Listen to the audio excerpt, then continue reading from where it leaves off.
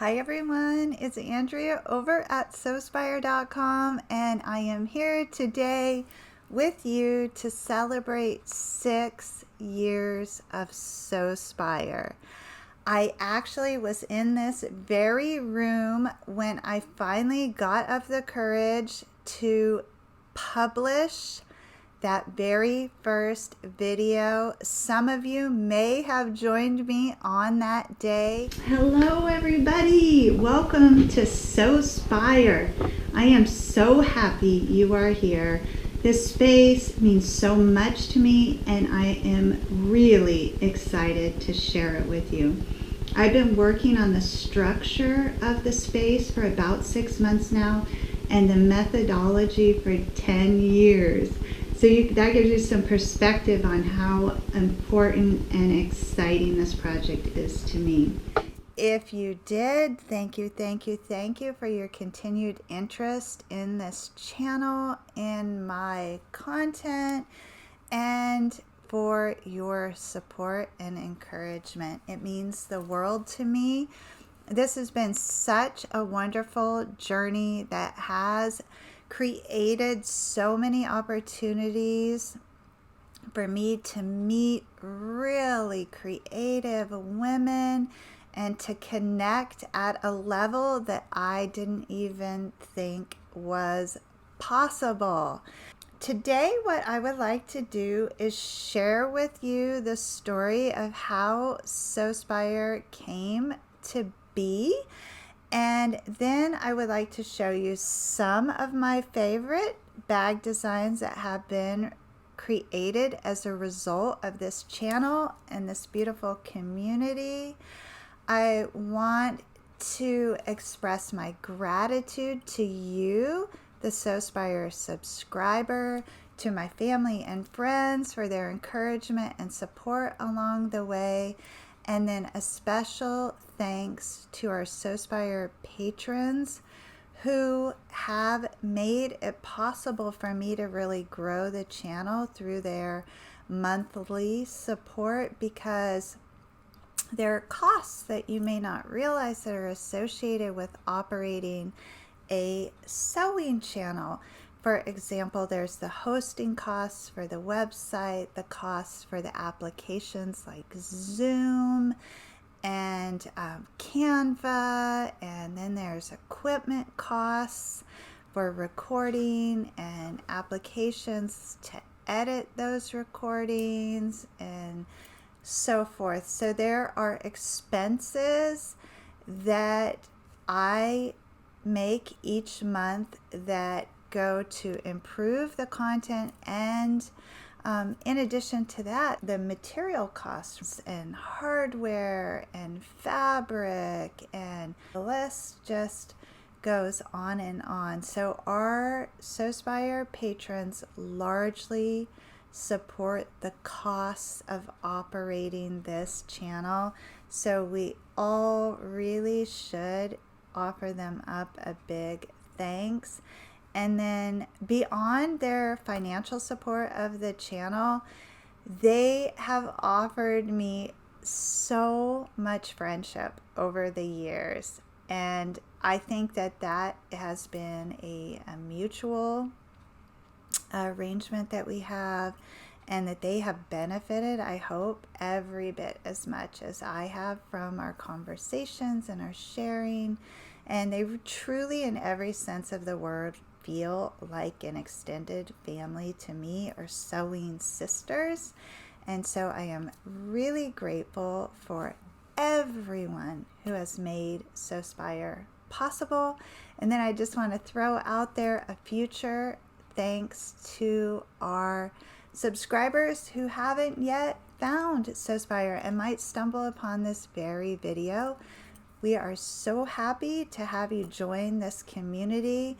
I definitely think that it's become an entity of its own. It's not really Andrea's channel, it's our channel, and I love showing up for you each week and learning from you and growing and creating together. It has been, again, just really such a wonderful experience. And I want to offer you just a little bit of thanks there. What I'm going to do at the end of this video and at the end of every Friday vlog in 2021 in celebration of 6 years is I'm going to be drawing 6 winners from the Sewspire Facebook group page. Just random. I'm just going to go in there and pick 6 names and announce them on Fridays. And those 6 Sewspire Facebook group page members are going to receive their choice of 6 of my PDFs completely free. So each week I'm going to give away 36 PDFs, which most of them come with step-by-step video tutorials. And those can be their choice of my step-by-step PDF tutorials, which have detailed instructions and photos. They can be from the design boards, which have very concise instructions, no photos, and the video to go with it. So I hope that you all will enjoy that and have fun. If you're not a member of the Sewspire Facebook group page, there's a link down in the notes. It's not too late to join us over there. Just simply answer the questions and your membership will be auto approved. But you'll have to wait till the end of this segment to find out who our 6 lucky winners are. If you happen to be one of those 6 lucky winners, you're going to need to send me a Facebook message off of the group page with your email address, and I will deliver your choice of 6 of my PDFs to your inbox.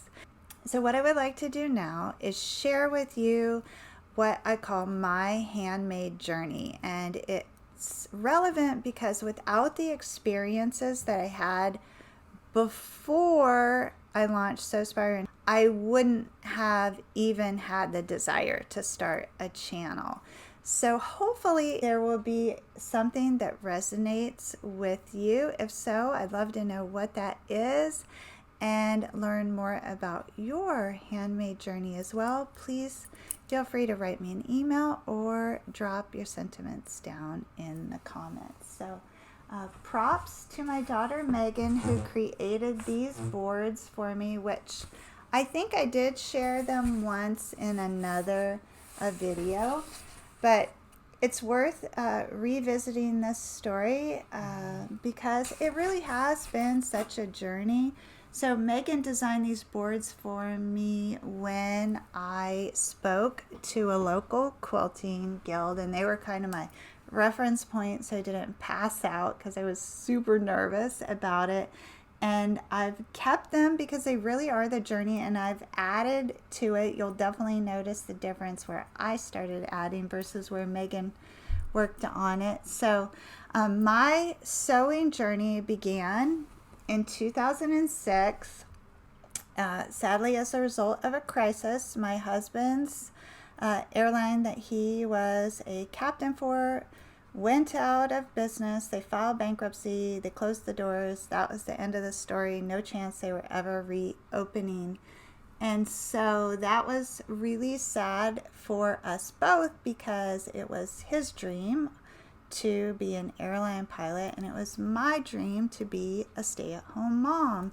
And so all of a sudden that dynamic shifted, and I actually had 3 small children at the time. That was in 2006. And so I wanted to find a way that I could work from home and still be available for the kids. So I brainstormed in a weekend the things that I loved to do, and the list that I came up with was take care of my family, play with babies, shop for bags, carry bags, used bags, and then serving my community and volunteering. So I picked my 2 favorites, which were babies and bags, and I truly am a bag lady. I love all bags. I really, really do.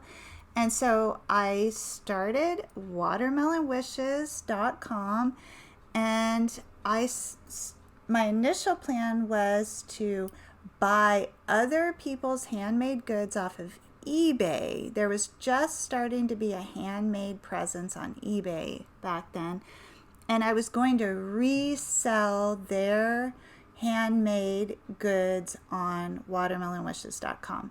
So the products started arriving, and I could see little flaws in it and things that I would have done differently. And I was just started to get really curious. Why did they do this? Why didn't they do that?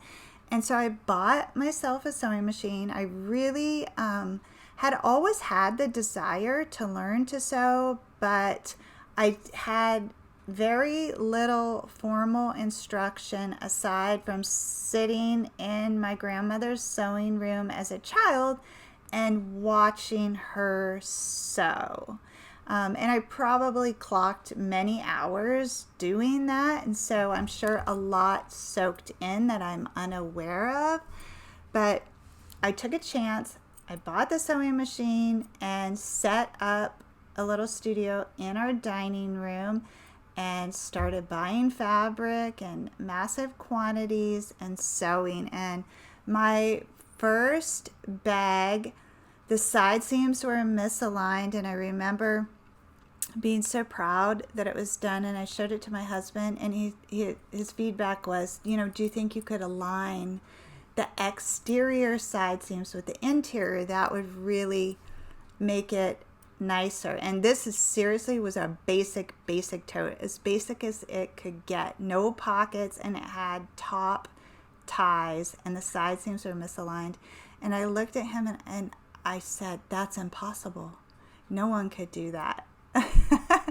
Well, you can align the side seams, but that's how little I knew about sewing or bag making.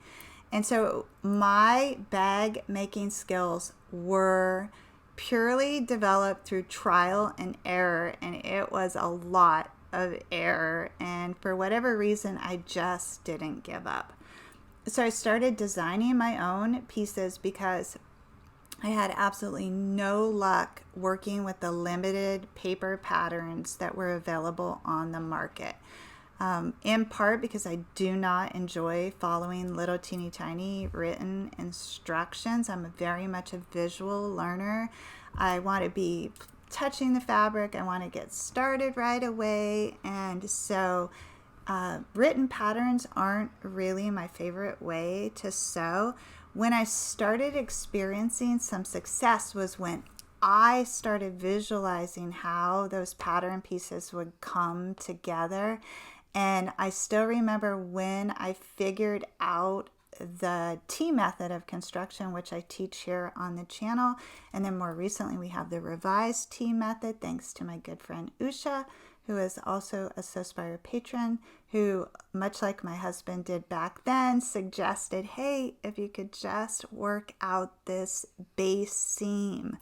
And so I put my mind to it, and it turns out, in fact, there is a better way to assemble that. So in addition to trial and error, there was that continuous improvement was part of this journey. So I bought the machine, taught myself how to sew, and then initially I sold on eBay. I did attain the prestigious rank of power seller on eBay, and then I sold at craft fairs and PTA events and things like that. And my friends and neighbors all bought my bags, and back then I also sold them at a farmer's market. And so that was my first early experience with making and selling. And I think that I might be addicted to that sales experience, that adrenaline hit when someone buys your stuff. I know many of you have experienced that, and I'm always so happy when someone announces that they sold their first piece, because that is really cool, and it's a surge of emotions that's very difficult to explain unless you've experienced that satisfaction. So I'm always happy to celebrate your wins, and you are welcome to sell the bags that you make using my instructions. In fact, when I get to 2022 in my plans, I'm going to have a pricing feature in the future tutorials that will be very helpful for those of you that make and sell your products. So stay tuned for more details about that. So I had a good time making and selling my products, and meanwhile was able to bring some extra money into our household that was desperately needed. And so I enjoyed sewing and working with fabric, and as mentioned, got addicted to the sales process. And so I continued this handmade business long after my husband was gainfully employed again. And in 2008, one of my customers from eBay suggested that I start selling on Etsy. And so I took her advice. I set up my Etsy shop, and it was like instant success. Within 24 hours, I made my first sale, and I have since had, it's on this board. Let me peek over there. More than 7,500 sales on Etsy. So I had tremendous success on Etsy.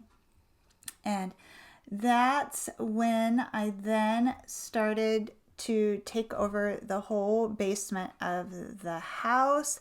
We transitioned initially from the dining room to the spare bedroom, and then we remodeled the majority of the basement to hold this sewing business that I had started for myself. And so in between the time when I started on Etsy and took over the basement, we thought it would be a good idea to have a fourth child, and that's Isabel, who recently celebrated her 13th birthday. And unfortunately, during that time frame, my husband lost his job again. So that was a stressful time to be pregnant and not have my husband with an employer, because that meant that I did not have health insurance. And so I was working really around the clock, in part to keep my mind busy so I didn't focus too much on the desperate situation we were in.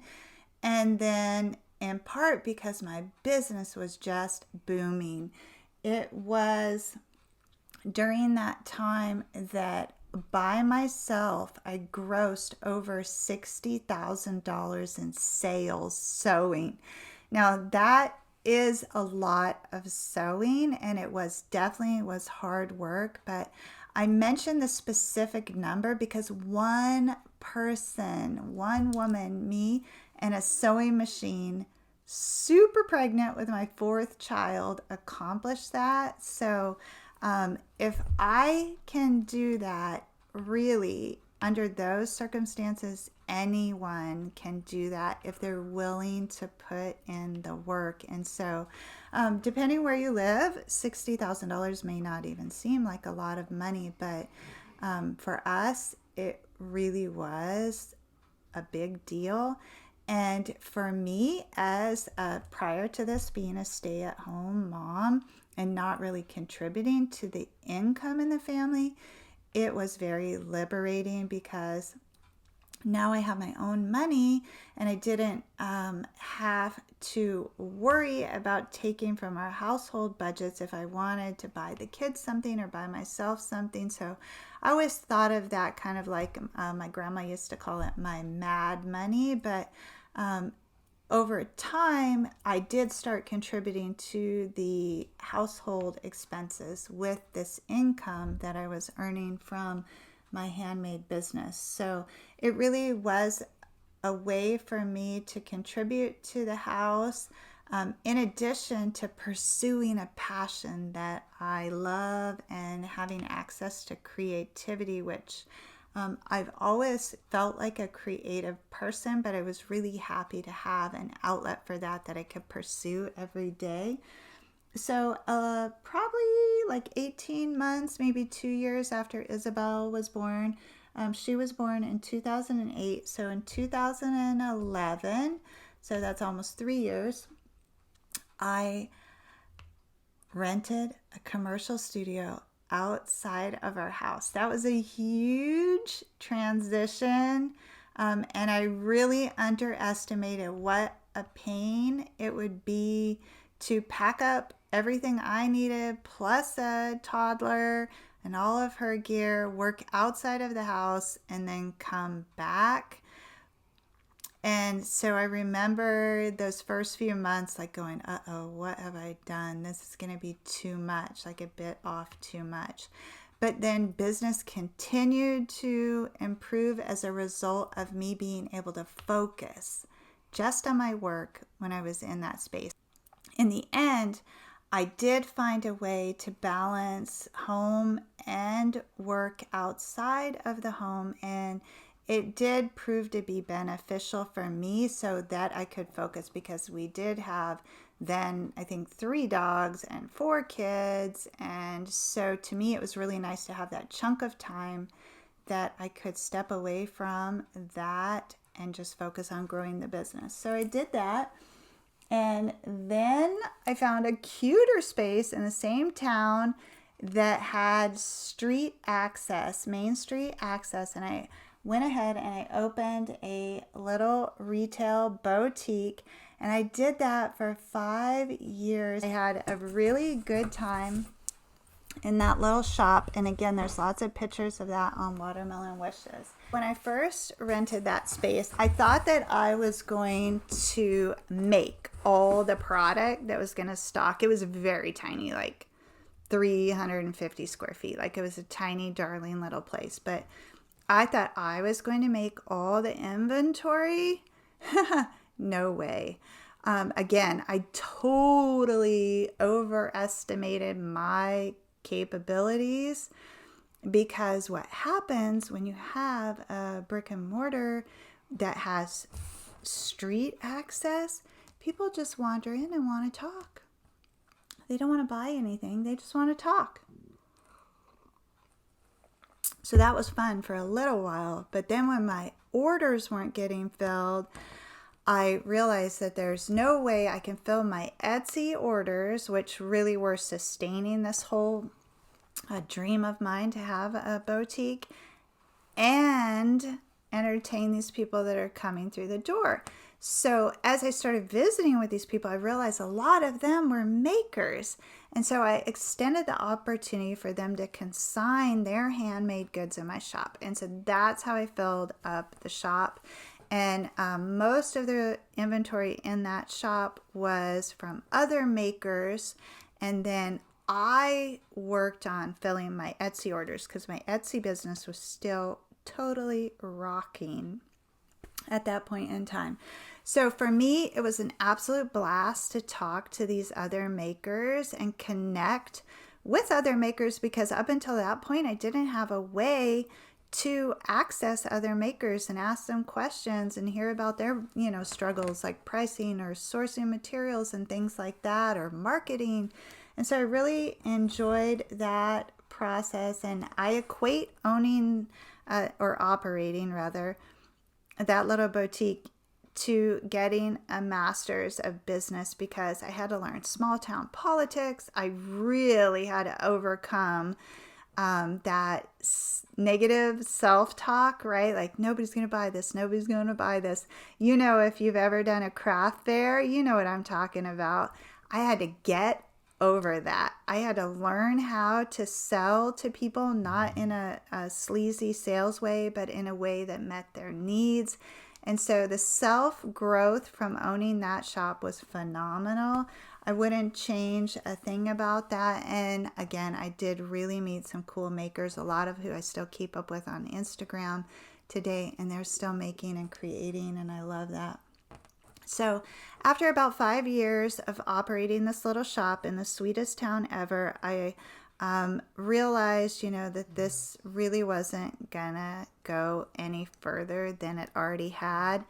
They had a major construction project in town, and it was inhibiting access, and the equipment was really loud, and people were not visiting as much. So you can't really go 1, 2, 3 seasons in a Main Street community without having good solid traffic and still justify the expense. So I wanted to, at that point, I knew that I wanted to give something back to this world of handmade. I'd had so much success on Etsy. I had these cool experiences of owning a shop and working with other makers. And so I got the idea that I would start a sewing YouTube channel, and I would teach people how to sew. I would inspire people to sew because I didn't have any sewing teachers when I started out. And so I wanted to be what I didn't have when I started my journey. And so I founded Sewspire in 2015 is when I got the idea. But it took me many, many months to get up the courage to publish in October of 2015. Okay, so in the summer of 2015, I got the idea, and I still had this little brick and mortar.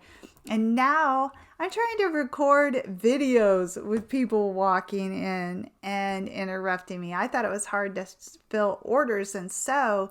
Trying to record video content is maddening with interruptions. So I looked at my situation, and I knew that the shop was never really going to get to the level that I had imagined for a variety of reasons. And I knew that I wanted to have a greater impact. And so I decided to find a different space, not Main Street, up off of the Main Street, kind of a hideout, and just focus on filling my Etsy orders and building this sewing community, which we today know as Sewspire.com. And so that's when I moved to my little teeny tiny cute studio, which also again is all archived on Instagram and Facebook.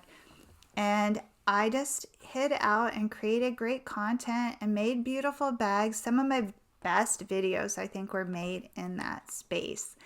And I had a really good time. And then the space above that came open, which had so much natural light. It was like 3 times bigger. And so I went ahead and I moved up there, and I think I was there for probably 4 years. And that was what I thought was my dream studio. And I just love that space. I talked about it in the first vlog where I introduced Timmy to you all, how much I love that space. And I just had such a good time there. And so that's how that studio journey went. So I did make that hard decision to close that boutique. And so after I moved into this private studio space, I launched something called the Fourth Seam, and that was designed to mentor other Etsy shop keepers because I'd learned so much there and had so much success. And so I did that for a couple years, and then I decided to go ahead and close that as well when I moved upstairs into the bigger studio. About that time, I was invited to speak to a local quilt guild, and that was like my first paid speaking engagement, and they paid me really well. I was actually kind of shocked at how much they paid me. And then they also wanted me to teach a class, and so I was super nervous. You guys, some of you will remember, scared to death to stand up and speak to that group, but I did do it, and I don't know if I would ever do it again. It still makes me a little nervous, but I did do it, and it was a wonderful experience. And I actually made at least one good friend from that engagement. Sharmi, if you're watching, I adore Sharmi. And Sharmi is also a Sewspire patron. And so lots of good things came, including these boards, from that experience. And then a little bit after that, I launched the Patreon page because I needed equipment upgrades. And with that came the launch of AMC, my very first master class. And I went ahead, as I mentioned, and I said goodbye to the Fourth Seam during this period. And right around that time, we hit 40,000 subscribers here on YouTube. And this was like 2019-ish. I organized a local craft fair that same year. I met two other amazing creative hearts at that event, and we started planning an international sewing trip to Laos, in which we were going to teach a little village there how to design and sew bags. And so I was really excited about that. We had been planning for more than a year and a half, and we were about to finalize the details of that, and COVID hit. And so that took a back seat. And as part of COVID, you may remember, there was massive shipping delays and just so much uncertainty. And so that's when I opted to close my Watermelon Wishes Etsy shop indefinitely, because I didn't want to sacrifice all of those positive 5-star reviews because the items weren't arriving and the shipping lag time was completely out of my control. So at that point in time, when I closed my Etsy shop, I had 7,522 sales and 2,316 5-star reviews. So a lot of me had gone into that shop. So I hit pause on that. I am seriously considering reopening that in the very, very near future. I'd hope to reopen October 1st, but I think that that's going to be closer to the end of October. So I will have more details about that and what I'll be making and selling soon. And so after I closed the Etsy shop, I lost my revenue stream, and I thought I was just going to be a full-time YouTuber. But that, I don't know for sure that you can support yourself being a full-time YouTuber. I'm sure somebody can, but you definitely have to have other revenue streams. It can't just be ads. So a really unique opportunity came up for me to work full-time as a sewing club leader. And so this was in the height of the pandemic and most things were closed. I accepted that opportunity. I met some incredible women who are crazy talented garment makers, and we spent a year just getting to know each other. They taught me so much about sewing garments. They definitely taught me way more than I taught them. And again, I had another extended family and ladies who I could laugh with and share and create. So another very cool experience that was born as a result of having this channel, because that's where they found me. And so I very much enjoyed my time with the ladies there. And so this now gets us into late 2020, and that's when I revisited Etsy and started a Sewspire Etsy account and started creating PDFs for each of the tutorials. And several hundred patterns have been sold as a result of that. So thank you to everyone who has purchased a pattern. You also are supporting this channel and helping to offset the cost of buying the materials and upgrading the equipment, which I was able to get a new machine in 2020. And then, you've seen lately I'm adding new tools and things. So my gratitude to everybody who buys the PDFs as well. If you're a Sewspire patron, you get a complimentary copy of each PDF as a thank you for your support. And then if you are a Facebook group member, you could be one of 6 lucky people each Friday to win your choice of 6 of my PDFs. So there's lots of ways that those PDFs have come in handy. So in early 2021, we hit 50,000 subscribers here on Sewspire. We had a big celebration with some giveaways, and I turned 50 years old. So that was really fun. We are now ending or wrapping up, nearing the end of 2021, and we're about to cross over 53,000 subscribers. And then I recently transitioned back into my home studio, which presented the same challenges to me that it did way back in 2011. I'm really glad I have these boards, Meg. So same challenges, right? You're working from home. There's lots of interruptions and dogs and requests and things like that. So I've spent the last couple months troubleshooting those things so that I can carve out the time and the peace to record. But you might even hear my old guy down there snoring right now. So I still have to, and you met Timmy, and he's a handful. So we only just have Isabel at home now. So that makes it easier on the kid front. But the dogs still have their needs, of course, and I love taking care of them. But and the kitchen still has to be cleaned, and the laundry still has to be washed, and there's, challenges. But it was the right decision. So I said goodbye to my dream studio and expressed my gratitude. And then we are currently hosting the 11th session of my masterclass, and it is going very, very well. And then I decided to publish, now that I have more time being at home, I'm able to publish this Friday vlog for you all.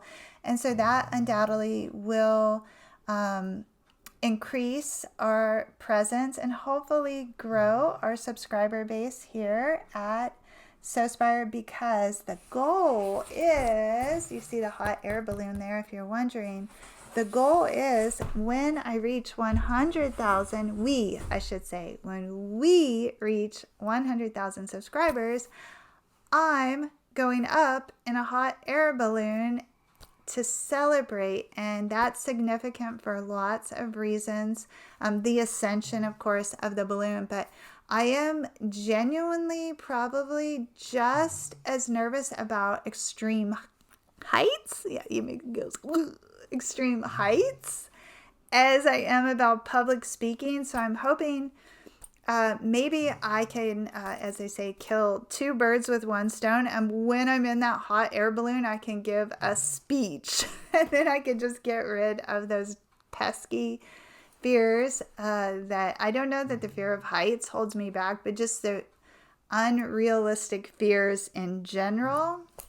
And so that's why I'm going up in the hot air balloon.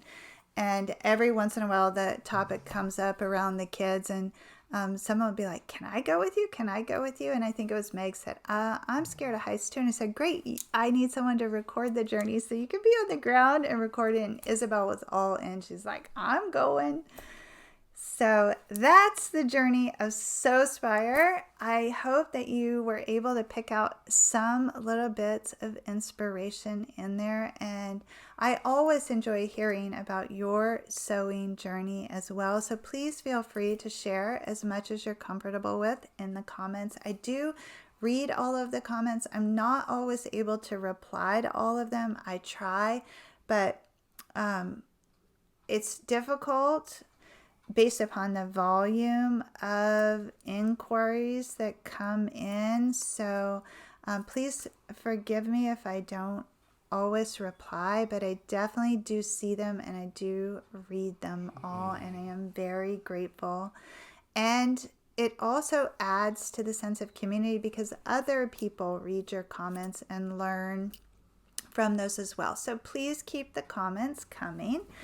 So now what I would like to do is show you some of my favorite bags that we have created during our 6 years together. This is just a tiny smattering of bags.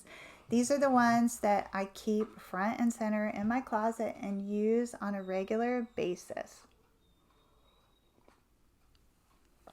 Okay, so the lifestyle tote. I really love this bag, and I've taught this class a couple times with our Sewspire patrons. I do have a PDF for this, so if you are one of the lucky 6, you could request this PDF. This is just a really cool bag.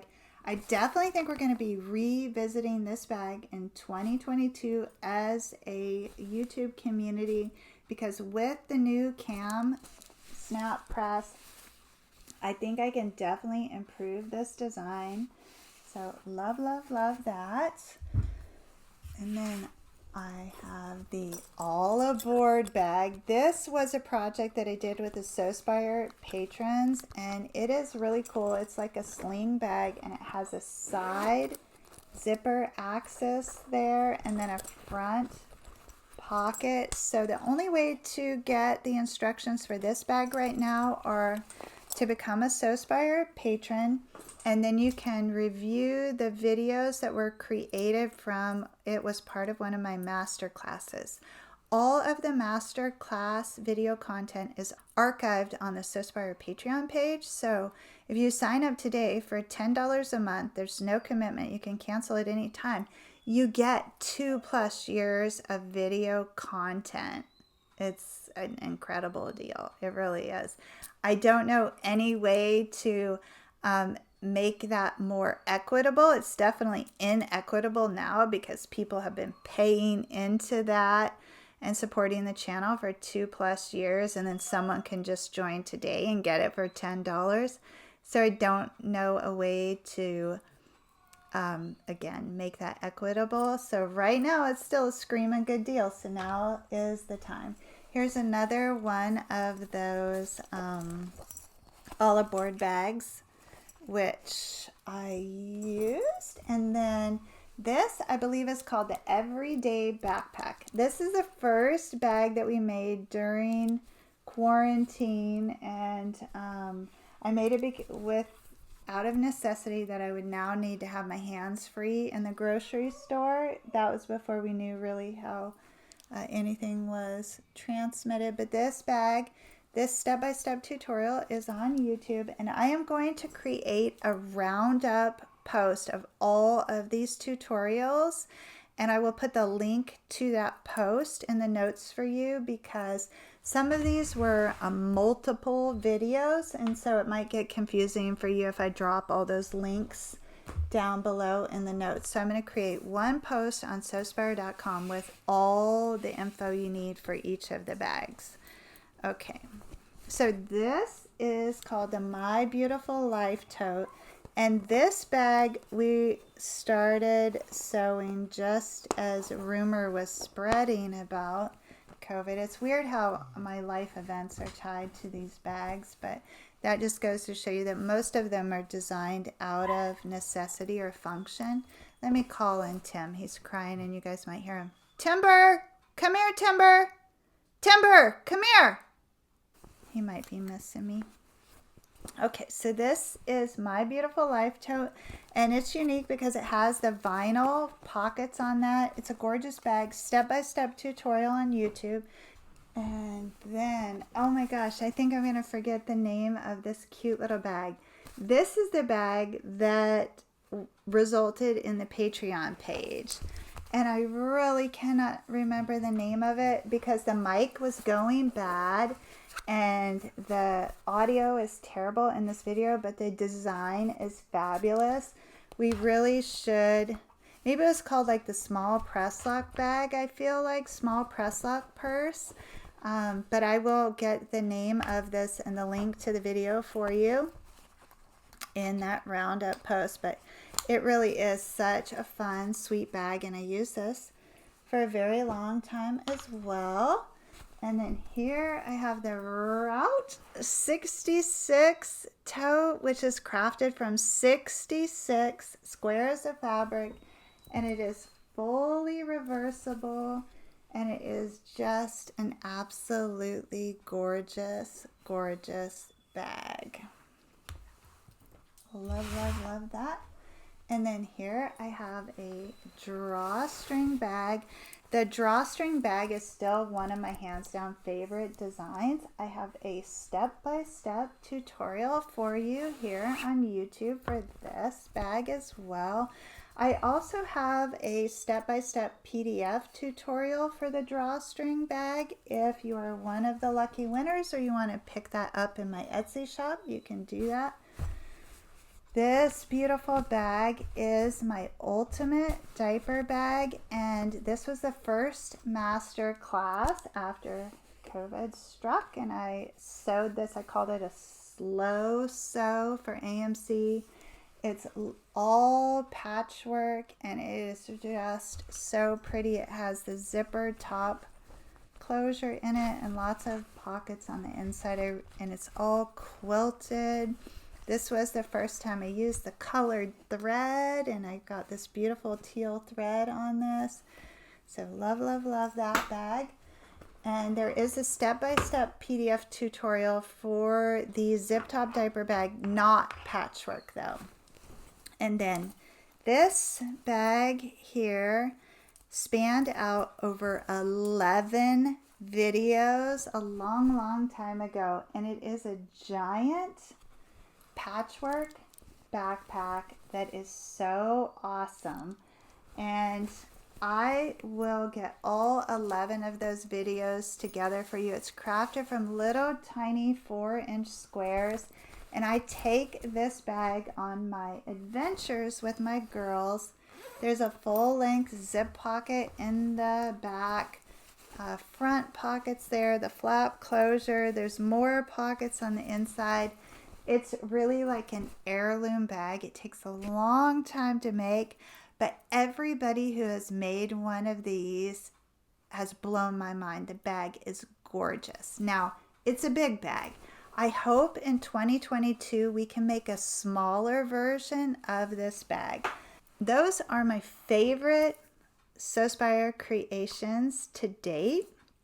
I hope you enjoyed seeing them. I hope you're inspired, and maybe you'll check out some of the videos and you'll make one for yourself. So looking forward to 2022 for the channel, what I want to do is a hybrid model of the master class and then the weekly tutorials. So I have hundreds of bag tutorials so far on Sewspire.com. I'm working on creating an index of those so you can find those, and I'll sort them by bag type. So it's a little easier for you to find the patterns that you're looking for, the designs that you're looking for. So in 2022, what I want to do is just focus on one bag per month. And so in week 1, we will cut and prep all the materials, and I'll have that PDF for you to reference. We'll go over the material requirements, the fabric selection, the interfacing, the hardware, all that good stuff. And then in week 2, we'll assemble the exterior. In week 3, we'll assemble the interior. In week 4, we'll go over all the finishing details, and then I'll have a Q&A, and I'm hoping that Q&A will be a live stream so we can answer all your questions. If it's not a live stream, it'll be like a Zoom, and you can log on and show me your project, which would be really fun. And then I want to continue this weekly inspirational vlog on Fridays at 12. And I'll try to continue with some type of giveaway. If this is successful and the patterns are well received, that would be awesome. And then I'm going to continue with the Patreon offering as well. Sewspire patrons receive access to 4 quarterly master classes. There will be a weekly Q&A design session with each master class. And then we have our monthly creative goal setting planning session that we will continue to have. And we'll have our spring and winter gift exchanges, which are so much fun. And so that's a look back at how Sewspire became and a look ahead at where we're going with the channel. Before I say goodbye to you, I just want to announce our 6 lucky winners for this week. And again, I'm going to draw 6 people's names from the Sewspire Facebook group page every Friday through 2021. So winner number 1 who gets to choose her 6 favorite Sewspire PDFs is Margarita Almela, A-L-M-E-L-A. Sorry if I didn't say that properly, and congratulations, Margarita. Julie Scapara, S-C-A-P-A-R-R-A. Congratulations, Julie. Beth White. Congratulations, Beth. Barbara Fritz. Congratulations, Barbara. Thelma Brandt. Congratulations, Thelma. Wendy Germain. Congratulations, Wendy. So, ladies, if you will, please send me a Facebook message on the group page with your email address and the 6 PDFs that you would like. I will put a link to my Etsy pattern shop in the notes as well, so you can go in there and write down the numbers or titles of those PDFs. So when you message me, I need your email address to deliver them and the 6 that you would like, and I will send those right over to you. And then everybody else, be sure to join the Sewspire group page if you'd like a chance to win 6 of my PDFs. And I thank you for hanging out with me and hearing my story. I thank you for sharing yours. I thank you for being a part of this community. If you haven't had a chance yet, click subscribe and help us get to 100,000 subscribers and that hot air balloon. So it's the same distance that I've already traveled. We have yet to go, and then I will be taking down my fear of heights, and I'll give a speech from the hot air balloon as well.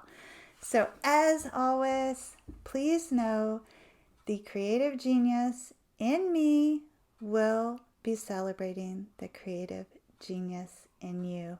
Hope you all have an awesome weekend. Thank you so much.